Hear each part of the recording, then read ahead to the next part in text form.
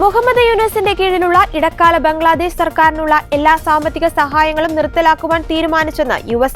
കരാറുകളും ഗ്രാന്റുകളും ഉൾപ്പെടെ എല്ലാ സഹായ പദ്ധതികളും അവസാനിപ്പിക്കാനാണ് ട്രംപ് സർക്കാരിന്റെ നീക്കം.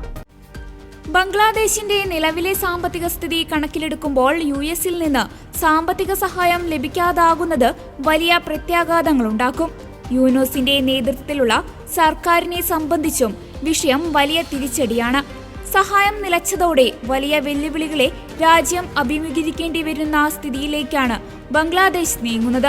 യുക്രൈൻ അടക്കം ചില രാജ്യങ്ങൾക്കുള്ള സാമ്പത്തിക സഹായം 90 ദിവസത്തേക്ക് മരവിപ്പിക്കുന്നതായി US വിദേശകാര്യ സെക്രട്ടറി മാർക്കോ റൂബിയോ നേരത്തെ അറിയിച്ചിരുന്നു.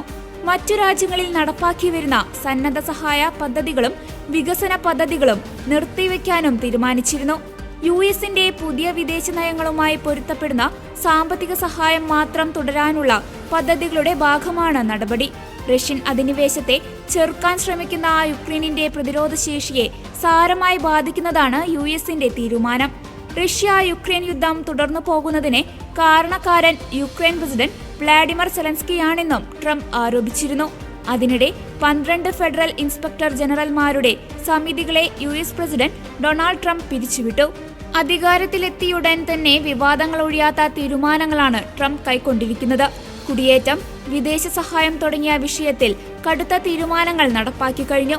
ഭരണനിർവഹണത്തിലെ ശുദ്ധികലാശത്തിന്റെ ഭാഗമായാണ് 12 ഫെഡറൽ നിരീക്ഷക സമിതികൾ പിരിച്ചുവിട്ടത്.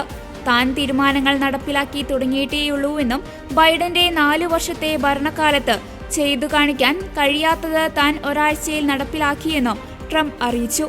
എന്നാൽ ട്രംപിന്റെ പെട്ടെന്നുള്ള ഈ നടപടി ഉദ്യോഗസ്ഥരുടെ രോഷത്തിനും നിയമപരമായ വെല്ലുവിളികൾക്കും കാരണമായിട്ടുണ്ട്.